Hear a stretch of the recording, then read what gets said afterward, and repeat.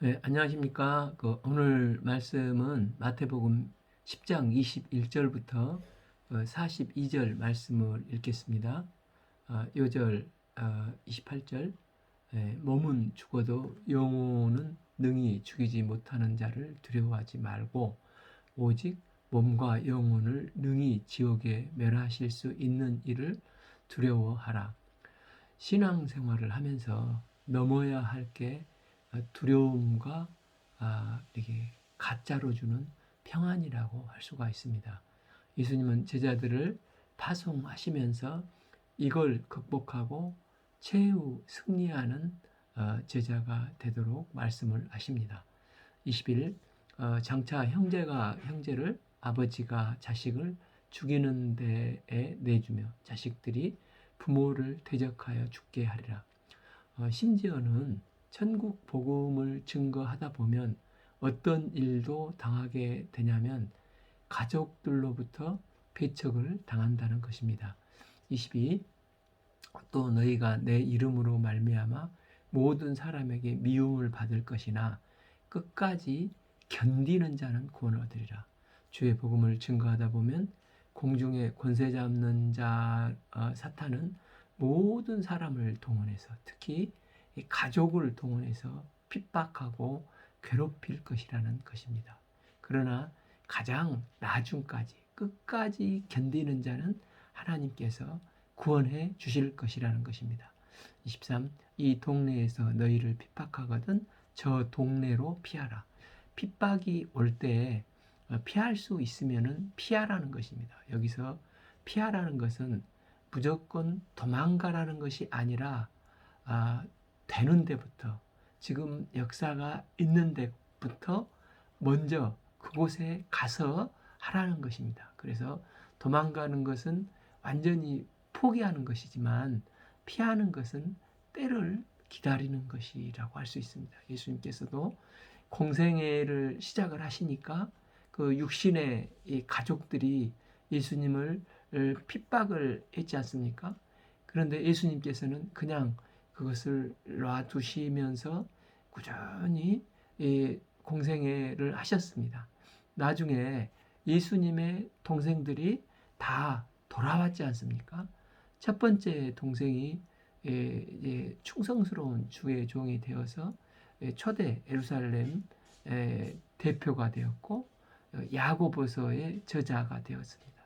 또 그의 동생 유다도 유다서의 저자가 되었습니다. 이처럼 핍박이 심할 때를 기다리며 먼저 복음 역사가 있는 곳에서 복음 역사를 할 때 그리고 나중에 돌아오는 경우가 있다는 것입니다. 23b 내가 진실로 너에게 이르노니 이스라엘의 모든 동네를 다 다니지 못하여서 인자가 오리라. 참 난의 구절 중에 하나입니다. 주의 이름을 부르는 자에게 구원의 이제 주의 이름을 부르면 구원 믿는 자에게는 구원의 날이지만 그러나 이 천국 복음을 듣지 않고 기적도 권능을 베푸는데도 여전히 불신하는 이 바리새인들과 같은 오히려 괴계를 짜는 자들에게는 그날이 심판의 날이 된다는 것입니다. 가론 유다와 유대인들 이 종교 지도자들은 공모해서 결국 예수님을 십자가에 못 박았습니다.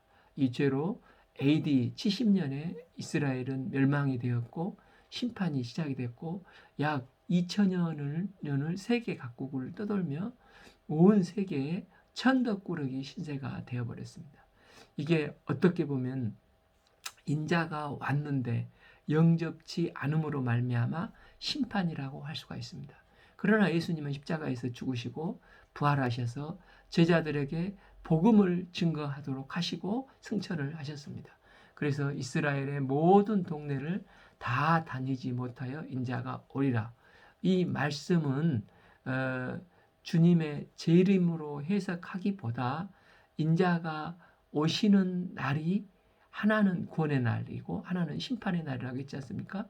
이런 심판이 이미 유대인들에게는 시작된 것이라는 것입니다. 그래서 유대인들은 2000년 동안 심판을 받고 있습니다. 반대로 유대인들이 이제 선민이었는데 이제는 이 복음이 이방인으로 흘러가서 이제 이방인들이 이 복음을 받아들이게 됩니다. 사도 바울은 주님이 최후로 재림하시기 전에 유대인들은 로마서 11장 11절 구원이 이방인에 의해 이르러 이스라엘로 식인하게 해서 다시 그들이 돌아오게 될 것이라고 말씀을 하셨습니다. 여기서 인자가 오리라는 말을 단순히 주님의 재림의 날로 보기보다 예수님이 오셨을 때 영접하는 자는 구원, 하나님을 믿지 않는다는 자는 심판이라는 것입니다. 그런데 이 일이 제자들이 복음을 다 증거하기 전에 AD 70년에 이스라엘이 완전히 불타고 멸망받아 심판을 했지 않습니까? 그러나 제자 중에 그 사도 요한은 그때까지 살아 있어서 거의 AD 90년에 그 계시록을 썼지 않습니까? 그래서 제자들이 복음을 증거하기가 다 끝나기 전에 예루살렘이 멸망하는 것을 보고 인자의 날을 체험했지 않습니까? 지금 이 말씀을 하고 있는 것입니다. 24 제자가 그 선생보다 또는 종이 그 상전보다 높지 못하니 주의 복음을 증거하다 보면 여러 가지 핍박이 있는데 예수님이 유대인들을 종교 지도자들에게 많은 핍박을 받으셨는데 제자들도 이런 이 핍박을 받는 게 당연한 게 아니냐 하는 것입니다.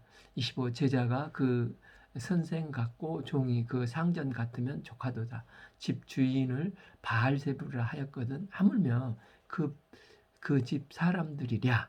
예수님은 이제 전 시간에 귀신을 쫓아내니까 이 바리새인들이 바알세부를 힘입어 쫓아낸다 이렇게 했지 않습니까? 그러면 제자 너희들은 뭐 호강할 줄 아냐? 너희들도 귀신을 쫓아내면 바알세부를 힘입어 쫓아낸다. 이런 모함을 받을 것이라는 것입니다. 그래서 선생이 그 대접을 받았으면 제자들도 똑같은 대접을 받을 것이다. 이 환란이 있을 것이다 라고 말씀을 하시는 것입니다. 그래서 예수님이 십자가의 길을 가시면 마찬가지로 제자들도 십자가의 길을 가는 게 너무 이상하게 생각하지 말라는 것입니다. 26 그런즉 그들을 두려워하지 말라. 우리가 주의 복음을 증거하고 하나님 나라와 그의 의를 위하여 많은 억울한 일을 당하고 핍박을 당하다 보면 낙심이 되고 두려워하는 마음이 들 때가 있습니다. 그러나 하나님은 우리에게 26절 B 감추인 것이 드러나지 않을 게 없고 숨은 것이 알려지지 않을 것이 없다 말씀하셨습니다. 지금은 감추어진 것 같고 도무지 이해가 안 되고 이런 이 핍박을 하는 불의한 자들에 대해서 용납이 안 되지만 시간이 지나면 때가 되면 어느 때인가 이게 감추어져 있던 것이 다 드러나고 그때는 숨겨져 있던 것이 명명백백하게 사필 규정으로 밝혀질 때가 있다는 것입니다. 그러니까 그때까지 힘들더라도 참고 복음을 증거하고 낙심하지 말라는 것입니다. 27 내가 너희에게 어두운 데서 이르는 것을 광명한 데서 말하며 너희가 귓속말로 듣는 것을 집 위에서 전파하랴. 즉 네가 어려움과 억울함을 지나는 과정 속에서 깨우치고 배웠던 것들을 너는 광명한 데 가서 내 집 위에 올라가서 때를 얻든지 못 얻든지 힘써 증거하라는 것입니다.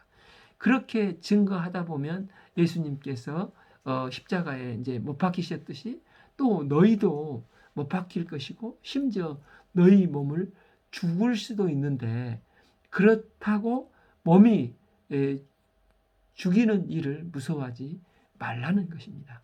왜입니까? 28b 몸은 죽어도 영혼은 능히 죽이지 못하는 자들을 두려워하지 말고 오직 몸과 영혼을 능히 지옥에 멸할 수 있는 일을 두려워하라는 것입니다. 그러니까 세상에 아무리 권세가 있고 힘이 있다 할지라도 하나님께 온전히 맡기면 두렵지 않게 되고 오직 몸과 영혼을 능히 지옥에 멸하실 수 있는 이를 두려워하게 된다는 것입니다. 초대교회에 로마 그 원형 경기장에 순교당한 그 자료들이 있다고 합니다. 원형 경기장에서 십자가 사자가 이제 뜯어 먹으려고 모랑하고 달려들 때 어떤 그 애 엄마가 딸의 눈을 이제 가리면서 잠깐이면 돼. 예수님이 우리를 기다리고 계실 거야. 고통은 잠깐이야. 고통을 지나 눈을 뜨면 우리는 우리 주님이 우리를 환영하고 따라 수고했다. 이렇게 우리의 눈물을 닦아줄 거다. 이렇게 순교를 하는 것입니다.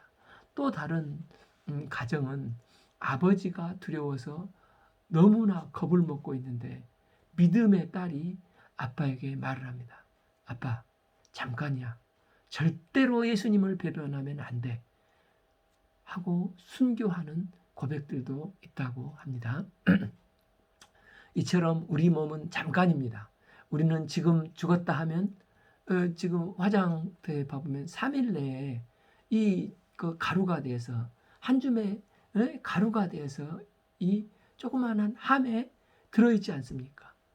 저는 이제 수영로 교회 잘 아는 장로님이 교회 소식지를 매일 이렇게 매주 보내주시는데 그 소식에서 고 정필도 목사님 일주기 기념 예배 드린다는 말을 듣고 깜짝 놀랐습니다. 저는 그분이 지금 살아계신 줄 알았는데 이미 1년이 지났다는 것입니다.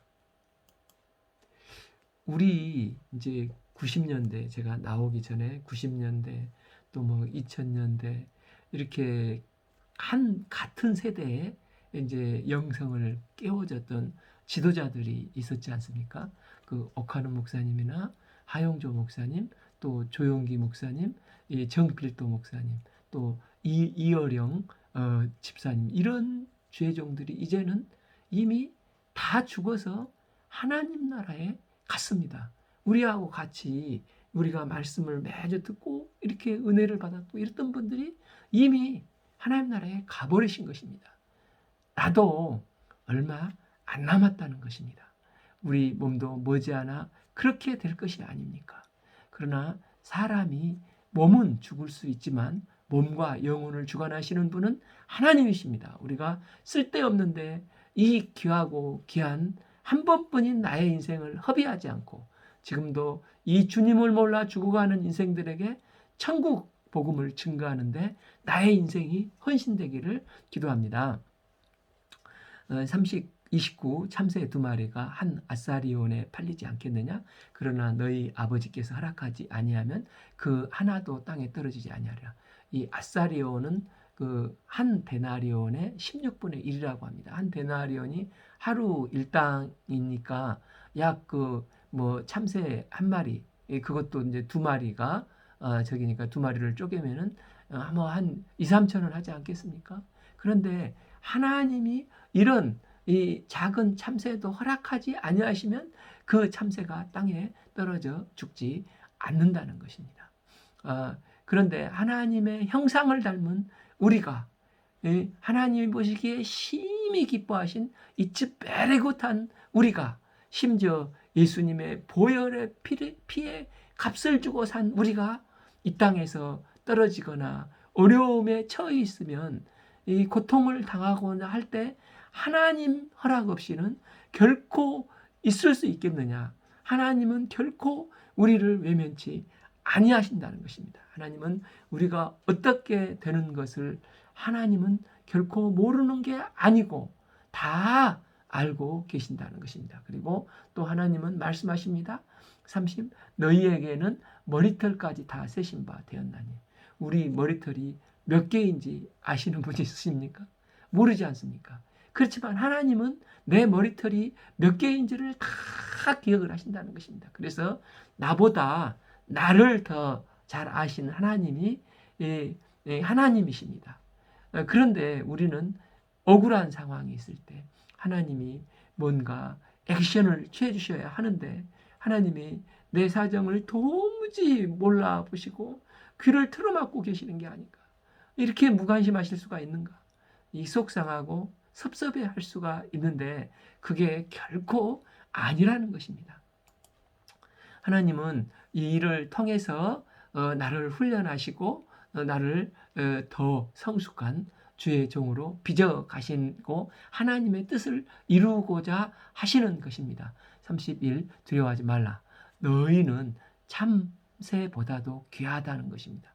머리카락도 세주시는 주님께서 나보다 나의 문제를 가장 정확하게 아시는 하나님이시고 나를 귀한 존재로 여기시고 보호해 주셔서 나를 통해서 하나님께서 영광을 받으시고자 하시는 것입니다. 나를 향한 하나님의 뜻을 다 이루시고 난 다음에 나의 인생은 어떤 상황에도 데려가지 않고 사명을 이룬 다음에 데려가시지 그 전에는 결코 나는 죽지 않는다는 것입니다. 32 누구든지 사람 앞에서 나를 시인하면 나도 하늘에 계신 내 아버지 앞에서 그를 시인하실 것이요 하시는 것입니다. 그러나 33 누구든지 사람 앞에서 조금 고통당한다고 하면서 나를 부인하면 나도 하늘에 계신 내 아버지 앞에서 그를 부인하리라. 하나님이 어디 있어? 하나님이 나를 버렸어. 그러니 나도 하나님을 버릴 거야 하고 부인하면은 어떻게 된다는 것입니까? 나도 하늘에 계신 내 아버지 앞에서 그를 부인하리라. 이 무서운 말씀을 하시는 것입니다. 그래서 우리는 호흡이 있는 동안은 어떤 상황, 어떤 환경, 어떤 고난 가운데서도 주님을 시인하고 또 시인을 해야 하는 것입니다. 또한 주님을 나의 그리스도로 고백해야 되는 것입니다. 또한 이 주님을 나의 예배하고 이 주님을 증거하는데 나의 삶을 온전히 드려야 되는 게 그게 하나님의 뜻이라는 것입니다. 34 내가 세상에서 화평을 주러 온 줄 생각하지 말라. 화평이 아니라 검을 주러 왔노라. 우리가 그의 나라와 그의 의를 구하며 사는 삶은 늘 화평과 평안이 있는 게 아니라는 것입니다. 어쩔 때는 검이고 굉장히 힘든 일들이 있을 수 있다는 것입니다. 35 내가 온 것은 사람이 그 아버지의 딸 어머니와 그 며느리가 시어머니와 불화하게 하려 함이니라. 예수 믿는 것 때문에 가족들이 나를 예수 믿는다는 이유로 핍박할 수 있습니다. 그럴 때 가족의 말에 타협하게 되면은 어떻게 되는 것입니까? 36 사람의 원수가 자기 집안 식구라. 37 아버지나 어머니를 나보다 더 사랑하는 자는 내게 합당하지 아니하고 아들이나 딸을 나보다 더 사랑하는 자도 내게 합당하지 아니하며 어떻게 보면 굉장히 독선적이고 참 어려운 말씀 아니십니까? 그러나 이게 진리라는 것입니다. 여기에 핵심이 무엇입니까? 우선순위 말씀입니다. 그 나보다 더 사랑하는 자, 또 아들이나 딸이나 나보다 더 사랑하는 자도 내게 합당치 아니하다는 것입니다. 그러니까 여기서는 그 가족을 미워하라는 게 아니고 하나님을 제일 사랑하고 그 다음에 가족 사랑이 되어야 진정한 그 내면의 평강이 오는 것이라는 것입니다. 이게 하나님이 세우신 질서입니다. 그렇지 않고 가족을 나보다 사랑하는 자는 내게 합당치 않다는 것입니다. 한마디로 그것은 가짜 평강이라는 것입니다. 하나님께서 원하시는 것은 진정한 참 평안을 갖기를 원하십니다. 이것은 하나님을 바라보고 나서 가족들을 바라볼 때 그 내면에 진정한 평화가 임하는 것입니다. 그러니까 가족들의 회의와 협박이 있는데 그때 물러나면서 좋은 게 좋은 거야 하면서 이렇게 하면은 큰 분쟁이 없지 않습니까? 그러나 이것은 가짜 평안이라는 것입니다. 결국 그 집안에 갈등 없이 다 지옥으로 데리고 가는 것입니다. 예를 들어서 시어머니가 핍박을 하면은 이렇게 시어머니 돌아가신 다음에 내가 예수님 믿겠다. 이것은 시어머니는 지옥을 보내고 나만 천국 가겠다는 것이 아닙니까? 누가복음 16장 부자와 나사로 이야기가 나오지 않습니까? 부자는 그 땅을 살 때 평안 중에 이 땅을 살 때 평안 중에 평안을 누렸습니다. 이 사람은 나쁜 짓 하는 것 없었고 부자여서 날마다 잔치하고 먹는 것밖에 없는 것 같습니다. 집안에 거지 나사로가 있었지만 그를 핍박했다는 말씀 한마디도 없습니다. 그러나 그는 죽어서 지옥에 갔고 이게 가짜 평안이었던 거였구나 알고 이제는 물 한 방울만 찍어달라고 아브라함에게 부탁을 하고 그때야 이제 정신을 차리고 전도를 하지 않습니까? 누가복음 16장 28절 내 형제 다섯이 있으니 그들에게 증언하여 제발 그들로 이 고통받는 곳에 오지 않게 하소서. 그랬더니 이제 그 31절 이르되 모세와 선지자들에게 듣지 아니하면 비록 죽은 자 가운데서 살아난 자가 있을지라도 고난을 받지 아니하리라. 그는 가짜 평화 속에 속아서 지옥 가게 되었습니다. 부자에게 복은 무엇입니까? 무엇이었겠습니까? 고난이 오든 깨지든지 또 재산이 반쪽으로 쪼개지든지 야곱처럼 다리가 유골되어 쩔뚝바리가 되든지 천국 가는 게 낫지 않습니까? 그래서 하나님 없는 평강은 진정한 평강이 안 되는 것입니다. 그래서 10계명 중에 제1계명이 나 외에는 다른 신은 두지 말라. 즉 하나님과 나 사이에 뭐가 끼어들면 절대 안 된다는 것입니다. 하나님을 하나님 되게 하고 그 다음에 뭐가 있어야지 이 질서가 잡혀야지 주시는 참 평안을 누리게 된다는 것입니다. 창세기 22장에서 그 100세 된 아들을 아브라함이 이제 그 하나님께서 복을 주셔서 낳았을 때 얼마나 이삭 아들이 사랑스러웠겠습니까? 아브라함은 주님께서 주신 이 축복의 선물 독자 이삭을 너무너무 사랑했습니다. 하나님은 그에게 검을 주셨습니다. 응? 그때 아브라함이 이 말을 듣고 그 번제물로 들어가니까 검을 들여서 실제 순종해서 죽이려고 하지 않습니까? 이때 아브라함이 순종을 해서 죽이고자 했을 때 하나님께서는 이제야 내가 나를 경외하는 줄 아노라.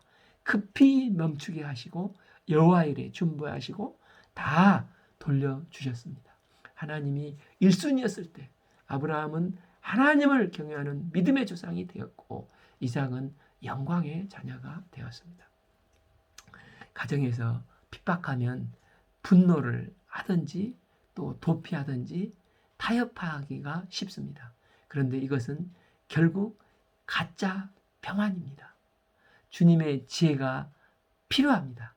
그래서 끝까지 영적 싸움을 하면 도피하거나 타협하거나 분노하지 않고 승리하고 참 평안을 누립니다. 그러니까 내가 제일 힘든 것은 본인이 이 십자가를 져야 하는 것입니다. 38. 또 자기 십자가를 지고 나를 따르지 않는 자도 내게 합당치 아니하다고 말씀하십니다. 심지어 목숨을 잃을 것이요. 39. 자기 목숨을 얻는 자는 잃을 것이요. 나를 위하여 자기 목숨을 잃는 자는 반드시 얻으리라. 여기서 이제 목숨을 잃는다는 것은 죽음의 지혜로서 죽음을 통과하면 그때의 참 지혜가 생긴다는 것입니다. 지혜는 이 땅에 있는 내가 서 있는 현장에서 판단을 하면 지혜가 잘 드러나지 않습니다. 죽음을 넘어선 관점에서 바라보면 하나님의 지혜가 생긴다는 것입니다. 부자와 나사로처럼 천국이나 지옥에 가서 즉 요단강을 건너서 그 시각에서 바라보면 지혜가 생기는 것입니다. 그러니까 자기 십자가를 지고 죽음을 넘어서서 판단을 하는 게 지혜로운 삶이라는 것입니다. 그러면 내가 얼마든지 버릴 수 있고 포기할 수 있고 또한 주장할 수 있고 핍박 속에서도 흔들리지 않고 외칠 수가 있는 것입니다. 그러면서 이 참 지혜롭게 이 가정과 또 사랑하는 사람들과 이웃을 복음화시킬 수 있는 지혜, 은혜를 덧입게 된다는 것입니다. 39b 나를 위하여 자기 목숨을 잃는 자는 반드시 얻을 것이니라. 우리가 이제 죽음을 넘어서는 시각을 가지고 가족과 세상에 복음을 증가하는 제자의 삶을 사시기를 기도합니다. 40 너희를 영접하는 자는 나를 영접하는 것이요 나를 영접하는 자는 나를 보내신 이를 영접하는 것이니라. 또한 우리가 어떻게 복음을 증가하는 자의 위치에 있을 수도 있지만 어쩔 때는 이제 복음을 증가하는 자를 영접하는 자의 위치에서 서포트할 때가 있을 수도 있다는 것입니다. 복음을 증가하는 자들도 하나님 나라를 위해 열심히 일을 하지만 서포트하는 자들도 또 하나님 나라의 일꾼들입니다. 그래서 젊었을 때는 복음을 증가하지만 또 저희도 나이 들면은 한국에 가면은 또 젊은 선교사님들을 또 영접하고 그분들을 서포트를 할 게 아닙니까? 그래서 제자를 영접하는 자는 나를 영접하는 것이요 나를 영접하는 자는 나를 보내신 이 즉 하나님을 영접하는 것이라는 것입니다. 41 선지자의 이름으로 선지자를 영접하는 자는 선지자의 상을 받을 것이요 의인의 이름으로 의인을 영접하는 자는 의인의 상을 받을 것이요 하시는 것입니다. 이럴 때 우리가 어떻게 해야 됩니까? 42 또 누구든지 제자의 이름으로 작은 자 중에 하나에게 냉수 한 그릇이라도 주는 자는 내가 진실로 너에게 이르노니 그 사람이 결탄코 상을 잃지 아니하리라. 그래서 주의 복음을 증거하는 자들이 냉수가 필요할 때 냉수 한 그릇을 떠주는 것은 하나님이 그것을 기억하시겠다고 하시는 것입니다. 하나님은 얼마나 섬세하신 하나님이십니까? 우리의 머리털 하나도 세시는 분이신데 냉수 몇 그릇을 왜 못 쓰시겠습니까? 우리를 지키시는 하나님을 믿고 이 두려움을 넘어서 복음을 증가하는 자가 되든 영접하는 자가 되든 하나님이 기뻐하시는 일이십니다. 우리는 이 두려움을 넘어서서 우리를 지키신 하나님을 믿고 두려움을 넘어서서 가족과 이웃과 세계 복음을 증가하는 주의 제자의 사명을 잘 감당할 수 있기를 기도합니다. 오늘 말씀은 마태복음 10장 21절에서 42절 말씀을 읽겠습니다. 감사합니다.